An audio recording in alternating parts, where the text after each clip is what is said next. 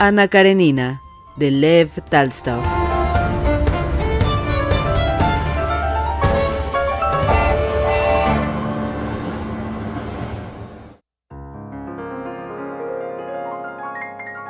Cuando Kitty hubo salido, Liovin solo sintió en ausencia de la joven tal inquietud y tan vivo deseo de que llegara cuanto antes la mañana siguiente, en que volvería a verla y a unirse con ella para siempre, que las 14 horas que le separaban de aquel momento le llenaron de temor. Necesitaba estar con alguien, hablar, no sentirse solo, engañar el tiempo. El más agradable interlocutor para él habría sido Oblonsky, pero este afirmaba tener que asistir a una reunión, aunque en realidad iba al baile. Liovin tuvo tiempo, sin embargo, de decirle que era feliz, que le apreciaba mucho y que jamás olvidaría lo que había hecho por él. La mirada y la sonrisa de su amigo le demostraron que éste había comprendido perfectamente el estado de su alma. ¿Qué? ¿Ya no está próximo el momento de morirse?, preguntó Esteban Arkadievich con amable ironía, estrechando la mano de Liovin. No, repuso este. Al despedirse de él, también Dolly le felicitó, diciéndole: «Estoy muy contenta de que se haya vuelto a ver con Kitty. No hay que olvidar a los antiguos amigos». Y a Liovin casi le molestaron las palabras de Daria Alejandrovna, la cual no podía comprender en cuán alto e inaccesible lugar colocaba él aquel acontecimiento, ya que se atrevía a mencionar en estos momentos el pasado. Liovin se despidió de ellos y por no quedar solo se fue con su hermano. «¿A dónde vas?» «A una reunión. ¿Puedo acompañarte?» «¿Por qué no?», repuso sonriendo Sergio Ivanovich. «¿Pero qué tienes hoy?» «¿Qué tengo? Soy feliz», dijo Liovin mientras bajaba el cristal de la ventanilla del coche en que iban. «No te importa que abra, me ahogo, soy muy feliz. ¿Por qué no te has casado tú?» Sergio Ivanovich sonrió. «Me alegro, ella parece una muchacha muy simpática», empezó. «¡Calla, calla, calla!», gritó Liovin tomando con ambas manos el cuello de la pelliza de su hermano y cerrándola sobre su boca. Eran tan vulgares, tan ordinarias, armonizaban tan mal con sus sentimientos aquellas palabras. «Es una muchacha muy simpática». Sergio Ivanovich rió alegremente, lo que rara vez le sucedía. «En todo caso, celebro mucho». Mañana me lo dirás. Silencio ahora», insistió Liovin cerrando otra vez la pelliza de su hermano, y añadió: «¿Cuánto te quiero? ¿Puedo asistir a la reunión?» «Claro que puedes. ¿De qué ha de tratarse?», preguntó Liovin sin dejar de sonreír. Llegaron a la reunión. Liovin oyó cómo el secretario tropezaba en las palabras al leer el acta, pero al parecer no entendía ni él mismo. Pero Liovin creía adivinar a través del rostro del secretario que era un hombre bueno, simpático y agradable, lo que se demostraba según él por la manera como se azoraba y se confundía en aquella lectura. Empezaron los discursos, se discutía la asignación de las sumas y la colocación de unas tuberías. Sergio Ivanovich atacó vivamente a 2 miembros de la junta y habló largo rato con aire de triunfo. Uno de los miembros, que había tomado notas en un papel, quedó por un momento como asustado, pero luego contestó a Koznichev con tanta cortesía como mala intención. Sviazhsky, presente también, dijo algunas palabras nobles y elocuentes. Liovin, escuchando, comprendía claramente que allí no había nada, ni sumas asignadas, ni tuberías, pero no se enfadaban por ello, que eran todos gente muy amable y todo marchaba perfectamente entre ellos. No molestaban a nadie y se sentían a gusto. Lo más notable era que hoy le parecía verles a través de la bruma y que por minúsculos, casi imperceptibles detalles, creía adivinar el alma de todos y percibir que todos rebosaban bondad. Ellos, a su vez, sin duda, también sentían hoy una gran simpatía por Liovin, que al hablar con él lo hacían con exquisita amabilidad, incluso aquellos que no le conocían. «¿Estás contento?», le preguntó su hermano. «Mucho. No imaginaba que llevarías esto con tanto interés, con tanto...». Sviazhsky se acercó a Liovin y le invitó a tomar el té en su casa. Liovin no veía ahora por qué estaba antes descontento con Sviazhsky, ni qué era lo que se obstinaba en buscar en él. Era un hombre tan inteligente y bondadoso. «Con mucho gusto», repuso y le preguntó por su esposa y su cuñada. Por extraña asociación de ideas, al unir en su mente el pensamiento de la cuñada de su amigo y de su matrimonio, se le figuró que a nadie podía confiar mejor su dicha que a la cuñada y a la mujer de Sviazhsky, por lo cual la idea de ir a verles le colmaba de satisfacción. Sviazhsky le preguntó por los asuntos de su pueblo, suponiendo como siempre que no podía habérsele ocurrido nada que no existiese ya en Europa, sin que tal motivo pareciera hoy molestar a Liovin. Reconocía por el contrario que su amigo tenía razón, que aquello era cosa de poca monta y que era muy de estimar el extraordinario tacto y suavidad con que Sviazhsky procuraba eludir la demostración de la razón que le asistía. Las señoras se mostraron amabilísimas. Liovin experimentaba la impresión de que sabían todo lo que concernía su dicha, que se alegraban y que no se lo decían por delicadeza. Permaneció allí 1, 2 y hasta 3 horas, tratando de diversos temas, pero aludiendo constantemente a lo único que inundaba su alma, sin darse cuenta de que les tenía ya a todos fatigados y de que era hora de irse a acostar. Sviazhsky le acompañó hasta el recibidor, bostezando y extrañado de la rara disposición de ánimo que su amigo manifestaba aquel día. Era la 1 dada. Liovin, al encontrarse en el hotel, se asustó con la idea de que había de pasar a solas 10 horas aún, consumiéndose de impaciencia. El criado de turno encendió las bujías y se dispuso a salir, pero Liovin le retuvo. Resultó después que aquel criado, Egor, en quien antes él no reparara nunca, era un muchacho inteligente y simpático y, sobre todo, amabilísimo. «Dime, Egor, debe ser difícil pasar la noche sin dormir, ¿no?» «¿Qué se le va a hacer? Es la obligación. Más tranquilo es trabajar en casa de señores, pero las cuentas salen mejor trabajando aquí». Liovin supo entonces que Egor tenía familia, 3 hijos y una hija, costurera, a la que pensaba casar con el dependiente de una tienda de guarnicionería. Con ese motivo, Liovin participó a Egor su opinión de que lo esencial en el matrimonio es el amor, y que con amor siempre se es feliz, puesto que la felicidad está en uno mismo. Egor escuchó con atención, pareciendo comprender muy bien la idea de Liovin, y como para confirmarlo, hizo el comentario, inesperado para éste, de que cuando él servía la casa de unos señores que eran personas excelentes, siempre había estado satisfecho de ellos, y que ahora lo estaba también, a pesar de ser francés el dueño. «Es un hombre admirable este Egor», reflexionaba Liovin. «Cuando te casaste, querías a tu mujer, Egor. ¿Cómo no iba a quererla?» Y veía que Egor se exaltaba y se disponía a descubrirle todos sus sentimientos recónditos. «Mi vida ha sido extraordinaria desde chiquillo», empezó Egor con los ojos brillantes, tan visiblemente contagiado por el entusiasmo de Liovin como cuando uno se contagia viendo bostezar al otro. Pero en aquel momento sonó un timbre. Egor salió y Liovin quedó solo. No había comido apenas en casa de Oblonsky, no tomó té ni quiso cenar en la de Sviazhsky, y ahora no podía ni pensar en la cena. Tampoco había dormido la noche anterior y tampoco podía pensar en el sueño. En la habitación hacía fresco, pero se ahogaba de calor. Abrió las 2 hojas de la ventana y se sentó a la mesa ante ellas. Sobre el tejado cubierto de nieve se veía una cruz labrada con cadenas, y encima de la cruz el triángulo de la constelación del cochero con cabra, la brillante estrella amarilla. Liovin ora contemplaba la cruz, ora aspiraba el aire helado que entraba suavemente en la habitación, y como en sueños, seguía las imágenes y los recuerdos que le iba sugiriendo su imaginación. Hasta las 4 oyó pasos en el corredor, miró por la puerta y descubrió a Miakin. Era este un jugador a quien conocía, que en aquel momento regresaba del círculo. Su aspecto era taciturno y tosía. «Pobre desgraciado», pensó Liovin, y el afecto y la compasión que sentía por aquel hombre hicieron afluir las lágrimas a sus ojos. Se propuso hablarle y consolarle, pero recordando que estaba en camisa, cambió de decisión y se sentó de nuevo ante la ventana para bañarse en el aire fresco, para mirar aquella cruz silenciosa de admirable forma y llena para él de significación, para contemplar aquella brillante estrella amarilla. A las 6 comenzó a sentirse en los pasillos el ruido de los enceradores, sonaron campanas llamando a misa y Liovin comenzó a sentir frío. Cerró la ventana, se lavó y vistió y salió a la calle.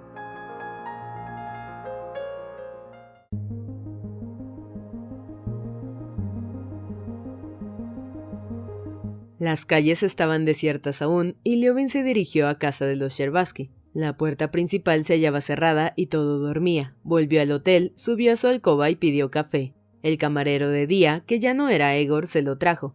Liovin quiso iniciar una conversación con él, pero llamaron y el camarero hubo de salir. Liovin probó a beber el café y se llevó una pasta a la boca, pero sus dientes no sabían qué hacer con la pasta. Le escupió, se puso el abrigo y se fue a errar por las calles. Era algo más de las 9 cuando se halló otra vez ante las puertas de los Sherbatsky. En la casa apenas había despertado nadie aún. El cocinero salía en aquel momento a la compra. Era pues preciso esperar todavía más de 2 horas. Toda la noche y aquella mañana las había pasado Liovin en estado de inconsciencia, sintiéndose fuera de las condiciones de la existencia material. No comió en todo el día, llevaba 2 noches sin dormir, había pasado varias horas medio desnudo al aire frío, y sin embargo no solo se sentía fresco y fuerte, sino completamente desligado de su cuerpo. Se movía sin esfuerzo muscular y tenía la sensación de que lo podía todo. Estaba seguro de que de necesitarlo habría conseguido volar o mover los muros de una casa. Pasó el tiempo que faltaba paseando por las calles, mirando sin cesar el reloj y volviendo la cabeza a todos lados. Entonces vio algo muy hermoso que no volvió a ver jamás. Unos niños que iban a la escuela, que fue lo que más le conmovió. Vio unas palomas de color azul oscuro que volaban desde los tejados a la acera, unos panecillos blancos espolvoreados con harina, expuestos con una mano invisible en una ventana. Los panecillos, los niños, las palomas, todo cuanto veía tenía algo prodigioso. Uno de los niños corrió a la ventana y miró sonriendo a Liovin. Una paloma sacudió las alas con suave rumor y se levantó brillando al sol entre el luminoso polvo de escarcha que flotaba en el aire, y un aroma de pan recién cocido llegó desde la ventana donde estaban expuestos los panecillos. El cuadro era tan extraordinariamente hermoso que Liovin, mirándolo, sintió que le afluían a los ojos lágrimas de alegría. Describió un gran círculo por las calles de Gazetny y Kislovka y volvió a su habitación y se sentó a esperar a las 12. En el cuarto contiguo hablaban de máquinas y de engaños, tosían con una de esas frecuentes toses mañaneras. Aquella gente no comprendía que las manecillas del reloj iban acercándose a las 12. En la calle, los cocheros de punto sabían sin duda que Liovin era dichoso, porque le rodeaban con rostros satisfechos, disputando entre sí y ofreciéndole sus servicios. Él, procurando no molestar a los demás y prometiendo utilizar sus servicios en otra ocasión, eligió a uno de ellos y le ordenó que le llevase a casa de los Scherbatsky. El cochero llevaba muy estirado bajo su gabán el blanco cuello postizo de su camisa que cubría su cuello rojo, fuerte e hinchado. El trineo era alto, ligero y tan excelente que Liovin no vio nunca más otro trineo como aquel. Hasta el caballo era bueno y se esforzaba en galopar, aunque apenas se movía del mismo sitio. El cochero conocía la casa de los Scherbatsky y mostraba un gran respeto a su cliente. Al llegar hizo un ademán circular con los brazos y exclamando «¡So!», detuvo el caballo ante la escalera. El portero de los Scherbatsky debía de saberlo todo, según creyó Liovin, a juzgar por la sonrisa en sus ojos y por el modo especial que tuvo de decir «Hace tiempo que no venía usted, Konstantino Dmitrievich». No solo lo sabía todo, sino que por ello estaba radiante de alegría, aunque se esforzaba en disimularla. Mirando los ojos amables del viejo, Liovin experimentó una nueva sensación de felicidad. «¿Están levantados? Pase, pase, haga el favor, y esto puede usted dejarlo aquí», le dijo observando que se volvía para tomar su gorro de piel. Liovin descubrió en este detalle un motivo más de ventura. «¿A quién le anuncio?», preguntó el criado. El joven criado era uno de esos lacayos de nuevo estilo, muy fatuos, pero era asimismo un muchacho excelente y simpático, y también lo comprendía todo. «A la princesa, al príncipe, a la princesa», dijo Liovin. La primera persona a quien vio fue la señorita Linot, que avanzaba por la sala con sus risitos y su rostro radiante. Iba ya a dirigirle la palabra cuando se sintió un ruido tras una puerta, y la señorita Linot desapareció de su vista, y Liovin se sintió invadido por el ligero sobresalto de la próxima felicidad. Apenas la señorita Linot, dejándole, salió por la puerta opuesta, unos pasos ligerísimos sonaron en el entarimado, y la felicidad de Liovin, su vida, lo que era como él mismo, más que él mismo, lo esperado y anhelado por tanto tiempo, se acercó deprisa, muy deprisa. No andaba, volaba a su encuentro impulsado por una fuerza invisible. Liovin vio dos ojos claros, sinceros, llenos también de la misma alegría de amar que llenaba su corazón. Aquellos ojos, brillando cada vez más cerca, le cegaban con su resplandor. Kitty se paró a su lado rozándole, sus manos se levantaron y se posaron en los hombros de Liovin. Todo esto lo hizo sin decir palabra, corriendo hacia él y ofreciéndosela toda ella, tímida y gozosa. Él la abrazó y juntó sus labios con los de ella, que esperaban su beso.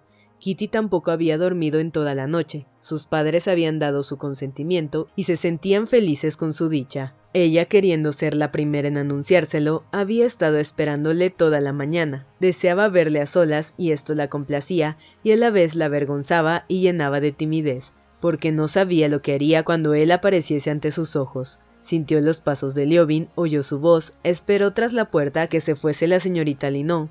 En cuanto ésta hubo salido, Kitty, sin pensarlo, sin vacilar, sin preguntarse lo que iba a hacer, se aproximó a él e hizo lo que había hecho. «Vamos a ver a mamá», dijo tomándole de la mano. Liovin durante mucho rato fue incapaz de decir nada, no tanto porque temiese estropear con palabras la elevación de su sentimiento, cuanto porque cada vez que iba a decir alguna cosa, sentía que en lugar de frases le brotaban lágrimas de felicidad.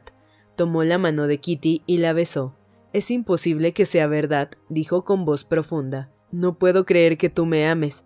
Al oír aquel tú y al ver la timidez con que Liovin la miraba, Kitty sonrió. Sí, dijo ella en voz baja, soy tan feliz hoy. Y llevándole de la mano, entró al salón. La princesa al verlos respiró apresuradamente y rompió a llorar, y enseguida después rió y con pasos más decididos de los que Liovin esperaba, corrió hacia él y tomándole la cabeza entre sus manos, le besó, humedeciéndole las mejillas con sus lágrimas. Por fin está ya todo arreglado. Me siento muy dichosa, quiérala mucho, soy feliz, muy feliz, Kitty. ¿Con qué presteza lo han arreglado?, exclamó el príncipe, tratando de fingir indiferencia, pero cuando el anciano se dirigió hacia él, Liovin advirtió que tenía los ojos humedecidos. Siempre ha sido este mi deseo, dijo el príncipe tomando a su futuro yerno de la mano y atrayéndole hacia sí, incluso en la época en la que esta locuela inventó. ¡Papá!, exclamó Kitty tapándole la boca con las manos. Bien, me callo, repuso su padre. Me siento muy dichoso. ¡Ay, qué tonto soy! El anciano abrazó a Kitty, le besó la cara, luego la mano, el rostro de nuevo y al fin la persinó. Y Liovin, viendo cómo Kitty durante largo rato y con dulzura besaba la mano carnosa del anciano príncipe, sintió despertar en él un vivo sentimiento de afecto hacia aquel hombre que hasta entonces había sido para él un extraño.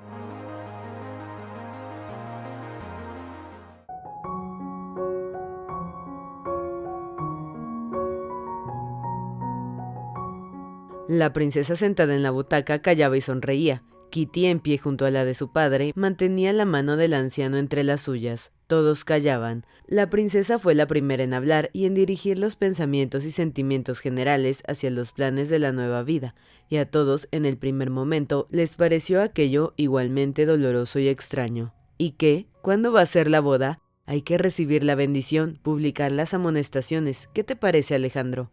En este asunto el personaje principal es él, repuso el príncipe señalando a Liovin. ¿Qué? ¿Cuándo? Repuso este sonrojándose. Mañana. A mí me parece que la bendición puede ser hoy y la boda mañana. Basta, mon cher. Déjese de tonterías. Entonces, dentro de una semana. Está loco, no hay duda. ¿Por qué no puede ser? Pero hombre, espere, dijo la madre de Kitty, sonriendo jovialmente ante aquella precipitación. Ha de tratarse aún el ajuar. ¿Es posible que haya que tratarse el ajuar y todas esas cosas?, se dijo Liovin horrorizado. ¿Es posible que el ajuar y la bendición y todo lo demás vayan a estropear mi felicidad? No, nada es capaz de estropearla. Miró a Kitty y vio que la idea del ajuar no parecía molestarla en lo más mínimo. Sin duda será necesario, pensó Liovin. Yo no sé nada, solo digo lo que deseo, repuso disculpándose. Ya hablaremos, de momento se puede preparar la bendición y anunciar la boda, ¿no?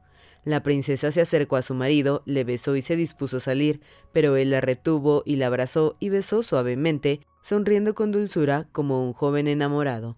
Parecía que los ancianos se hubieran confundido por un momento y no supiesen bien si los enamorados eran ellos o su hija. Cuando los padres hubieron salido, Liovin se acercó a su novia y le tomó la mano. Dueño ya de sí mismo, capaz de hablar, tenía mucho que decirle, pero no le dijo, ni con mucho, lo que deseaba. ¿Cómo lo sabía que esto iba a terminar así? Parecía que hubiese perdido toda esperanza, pero en el fondo de mi ser nunca dejé de alimentar esta seguridad, dijo. Creo que era una especie de predestinación. Yo también, repuso Kitty, hasta cuando... Se interrumpió, luego continuó mirándole con decisión, con sus ojos incapaces de mentir. Hasta cuando rechacé la felicidad, nunca he amado más que a usted, pero confieso que me sentía deslumbrada. ¿Podrá usted olvidarlo? Quizá haya sido mejor así. También usted debe perdonarme mucho. He de decirle lo que quería decirle, lo que tenía decidido manifestarle desde los primeros días, eran dos cosas, que no era tan puro como ella y que no tenía fe en Dios. Ambas cosas resultaban muy penosas, pero se consideraba obligado a conferírselas. Ahora no, luego, añadió. Bueno, luego, pero no deje de decírmelo. Ahora no temo nada, quiero saberlo todo, porque todo está ya resuelto. Liovin concluyó la frase. Resuelto que me tomará tal como soy, ¿verdad? ¿No me rechazará? No, no. Su conversación fue interrumpida por la señorita Linnon, la cual, riendo suavemente con amable sonrisa, entró para felicitar a su discípula predilecta. Antes de que ella saliera, entraron los criados también a felicitarles. Luego llegaron los parientes y con ellos se anunció para Liovin el comienzo de aquel estado de ánimo insólito y bienaventuranza del que no salió hasta el segundo día de su boda. Liovin se sentía continuamente turbado y confundido, pero su felicidad se hacía cada vez mayor. Tenía la impresión constante de que exigían de él muchas cosas que no sabía, pero hacía cuanto le pedían y el hacerlo le colmaba de ventura. Creía que su matrimonio no habría de parecerse en nada a los otros, que el hecho de desarrollarse en las circunstancias tradicionales en las bodas habría de estorbar su felicidad, pero a pesar de haberse hecho exactamente lo que se hacía en todas las bodas, su felicidad no hizo con ello sino crecer, convirtiéndose en más especial y sin duda en nada parecida a la experimentada por los otros novios. «Ahora deberíamos comer bombones», decía la señorita Linot, y Liovin iba a comprar bombones. «Sí, su boda me satisface mucho», afirmaba Sviazhsky. «Le recomiendo que compre las flores en casa de Fomin». «¿Es necesario?», preguntaba Liovin, y las iba a comprar. Su hermano le aconsejaba que tomase dinero prestado, porque habría muchos gastos, muchos regalos que hacer. «Ah, ¿hay que hacer regalos?», y Liovin se dirigió corriendo a la joyería de Fuldré. En la confitería, en la joyería, en la tienda de flores, Liovin notaba que le esperaban, que estaban contentos de verle y que compartían su dicha como todos los que trataba en aquellos días. Era extraordinario que no solo todos le apreciaban, sino que hasta personas antes frías, antipáticas e indiferentes estaban ahora entusiasmadas con él, le atendían en todo, trataban con suave delicadeza su sentimiento y participaban de su opinión de que era el hombre más feliz del mundo, porque su novia era un dechado de perfecciones. Kitty se sentía igual que él. Cuando la condesa Nordston se permitió insinuar que habría deseado para ella algo mejor, la muchacha se exaltó tanto, demostró con tal calor que nada en el mundo podía ser mejor que Liovin, que la Nordston se vio obligada a reconocerlo, y en presencia de Kitty ya nunca acogía a Liovin sin una sonrisa de admiración. Una de las cosas más penosas de aquellos días era la explicación prometida por Liovin. Consultó al príncipe y con autorización de éste entregó a Kitty su diario, en el que se contenía lo que le atormentaba, hasta que el diario parecía escrito pensado en su futura novia. En él se expresaban las dos torturas de Liovin, su falta de inocencia y su carencia de fe. La confesión de su incredulidad pasó inadvertida. Kitty era religiosa, no dudaba de las verdades de la religión, pero la exterior falta de religiosidad de su novio no le afectó lo más mínimo. Su amor le hacía comprender el alma de Liovin, adivinaba lo que quería, y el hecho de que aquel estado de ánimo quisiera llamarse la incredulidad en nada la conmovía. En cambio, la otra confesión le hizo llorar lágrimas amargas. Liovin no le entregó su diario sin una previa lucha consigo mismo, pero sabía que entre él y ella no podía haber secretos, y este pensamiento le decidió a obrar como lo había hecho. No se dio cuenta, sin embargo, del efecto que aquella confesión había de causar en su prometida, no supo adivinar sus sentimientos. Solo cuando una tarde, al llegar a casa de los Scherbatsky para ir al teatro, entró en el gabinete de Kitty, y vio su amado rostro deshecho en lágrimas, dolorido por la pena irreparable que él le produjera, comprendió Liovin el abismo que mediaba entre su deshonroso pasado y la pureza angelical de su prometida, y se horrorizó de lo que había hecho. «Tome estos horribles cuadernos», dijo la joven rechazando los que tenía ante sí. «¿Para qué me los ha dado? Pero no, vale más así», añadió sintiendo lástima al ver la desesperación que se retrataba en el semblante de su novio. «Pero es horrible. ¡Horrible!». Liovin bajó la cabeza en silencio. ¿Qué podía hacer? «¿No me perdona usted?», murmuró al fin. «Sí, le he perdonado ya, pero es horrible». No obstante, la felicidad de Liovin era tan grande que aquella confesión, en vez de destruirla, le dio un nuevo matiz. Kitty le perdonó, pero él desde entonces se consideraba indigno de la joven. Se inclinaba más y más ante ella y apreciaba como mayor su inmerecida aventura.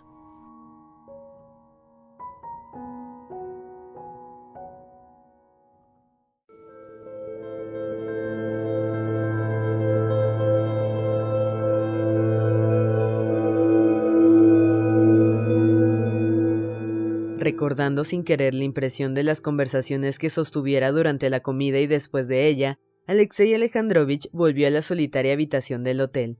Las palabras de Dolly respecto al perdón no le produjeron sino un sentimiento de pesar.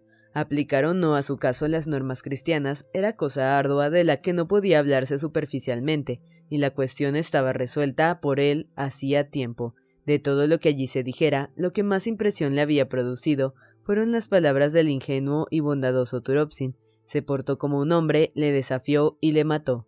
Evidentemente, todos compartían tal opinión, aunque no la expresaban por delicadeza.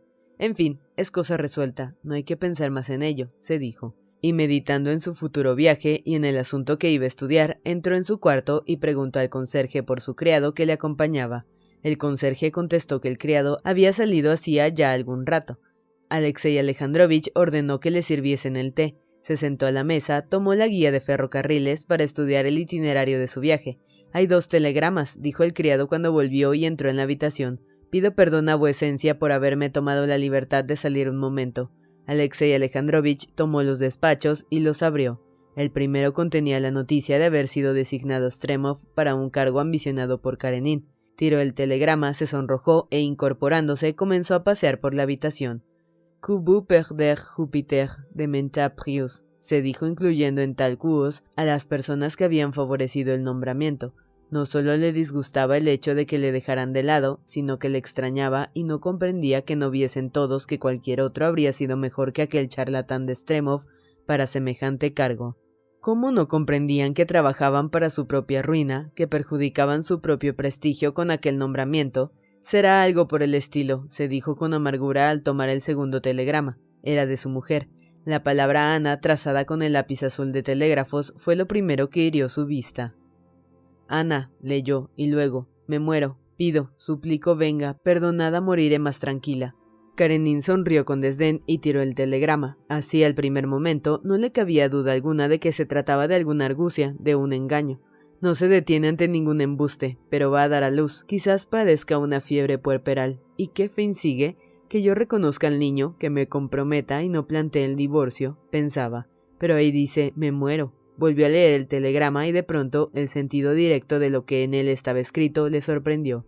¿Y si fuera cierto?, se preguntó. ¿Y si es verdad que en un momento de dolor ante la muerte próxima se arrepiente sinceramente y yo, considerándolo un engaño, me niego a acudir? No solo sería cruel y todos me condenarían por ello, sino que resultaría necio por mi parte. «Pide el coche, Pedro, me voy a San Petersburgo», dijo al criado. Había decidido ir a San Petersburgo y ver a su esposa. Si la enfermedad era un engaño, se marcharía sin decir nada. Si estaba efectivamente enferma y quería verle antes de morir, la perdonaría, de hallarla viva, y si llegaba tarde, cumpliría los últimos deberes para con ella. Durante el camino no pensó más en lo que debía hacer. Al día siguiente, con un sentimiento de fatiga y de desaseo corporal, como consecuencia de la noche pasada en el vagón, Alexei Alejandrovich avanzaba en coche entre la neblina matinal de San Petersburgo por la perspectiva Nevsky, desierta a aquella hora, mirando ante sí sin pensar en lo que le esperaba. No podía reflexionar en ello, porque al calcular lo que podía ocurrir, no lograba alejar de sí la idea de que la muerte de Ana resolvería las dificultades de su situación. Pasaban ante sus ojos las tiendas cerradas, los panaderos, los cocheros nocturnos, los ayudantes de los porteros que barrían las aceras. Miraba todo aquello procurando apagar en su interior el pensamiento de lo que le esperaba y de lo que no osaba desear. Y a pesar de todo, deseaba. Llegó a la puerta de su casa. Un coche de alquiler y otro particular, con el cochero dormido, estaban junto a la escalera. Al entrar en el portal, Karenin pareció como si sacara del lugar más recóndito de su cerebro la decisión tomada y consultó con ella. En su decisión estaba escrito que de haber engaño marcharía observando un sereno desdén y de ser verdad guardaría las apariencias. El portero abrió antes que Alexei Alejandrovich llamara. El portero Petrov, a quien llamaban Kapitonich, tenía hoy un aspecto muy extraño. Vestía una levita vieja, no llevaba corbata e iba en pantuflas. «¿Cómo está la señora?»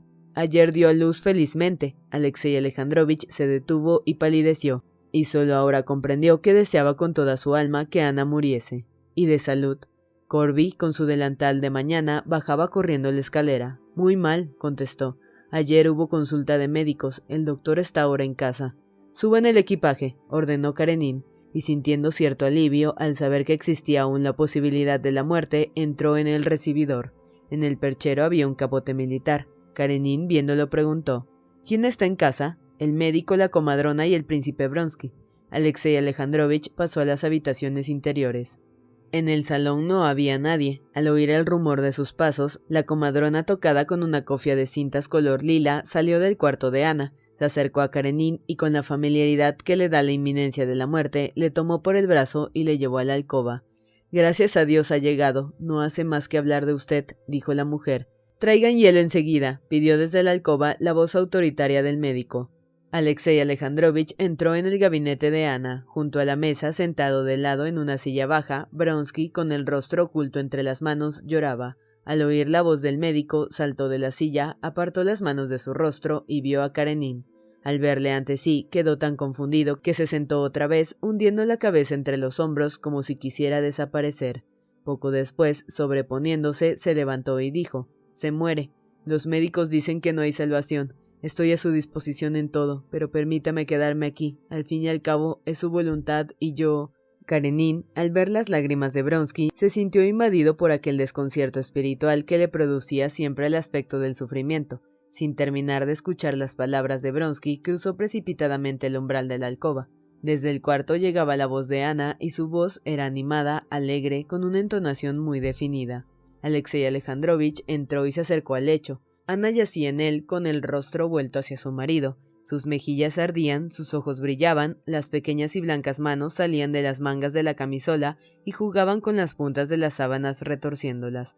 No solo parecía gozar de lozanía y buena salud, sino hallarse en excelente estado de ánimo. Hablaba deprisa, en voz alta, con inflexiones muy precisas y llenas de sentimiento. «Alexei, me refiero a Alexei Alejandrovich. Qué extraño y terrible, sino que los dos se llamen Alexei, ¿verdad?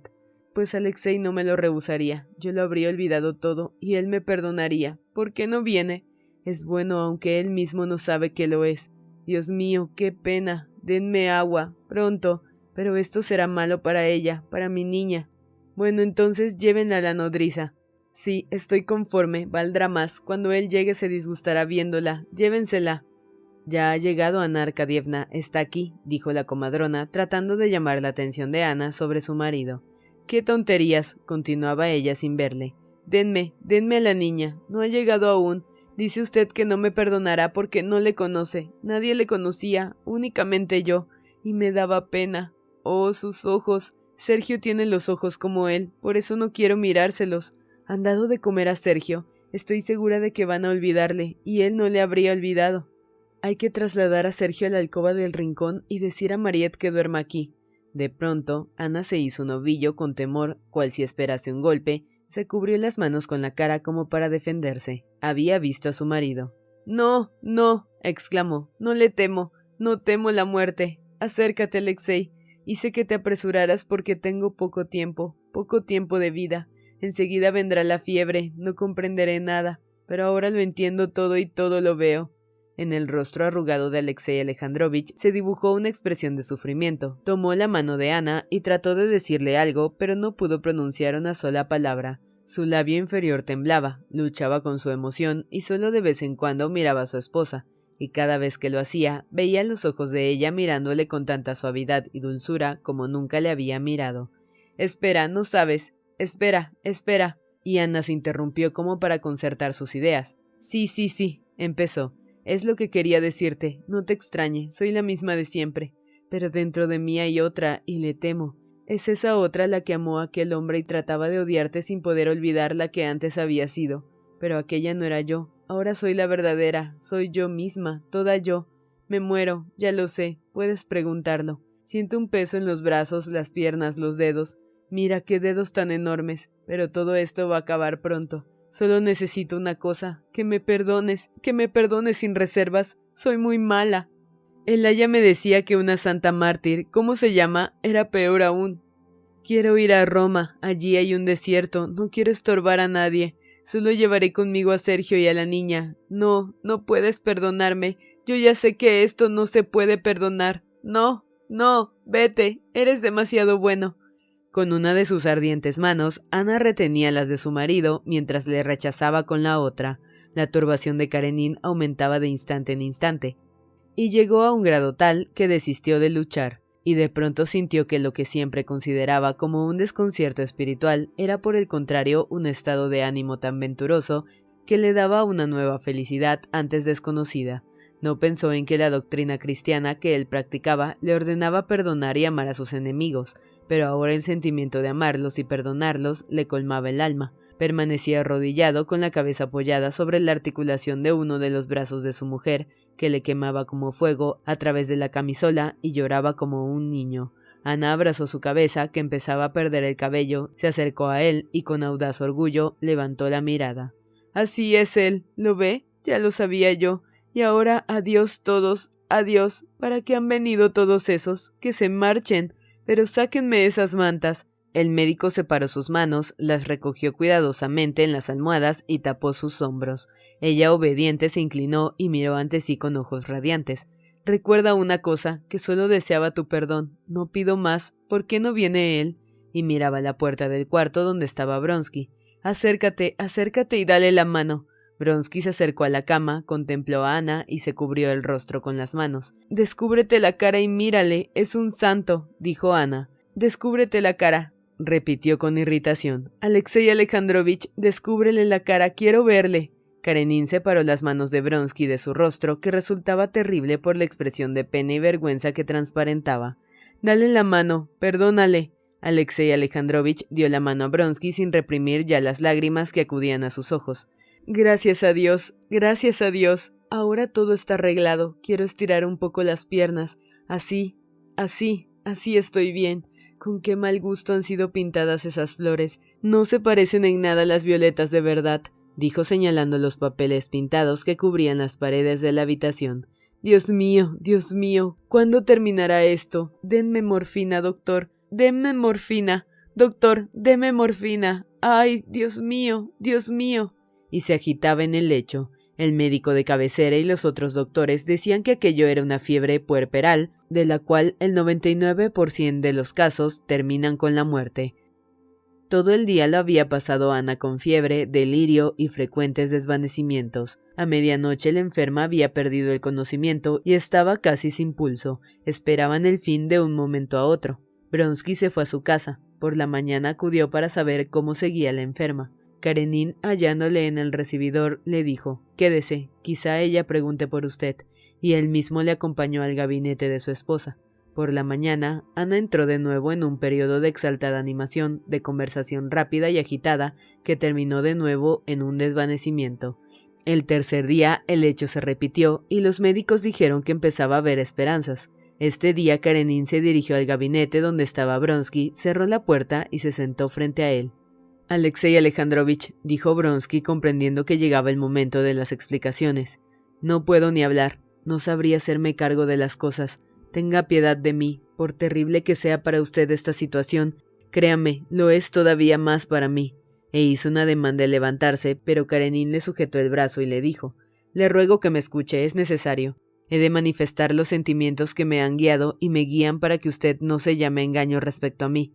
Usted sabe que opté por el divorcio y que incluso había iniciado este asunto.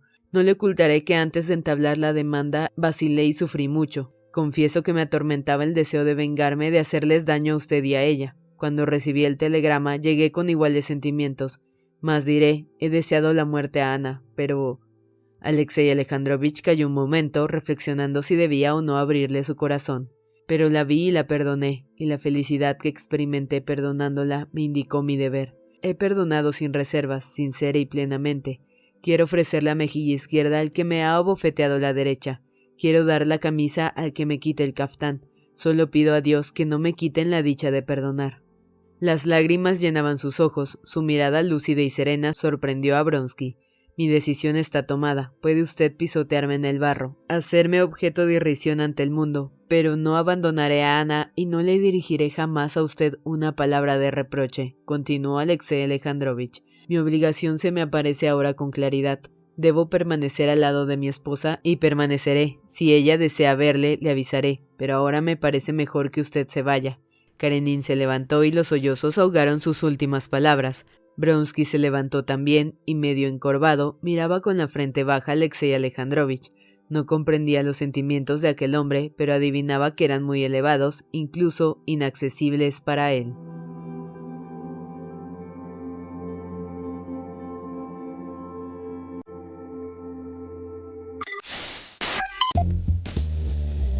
No te pierdas la continuación de esta historia.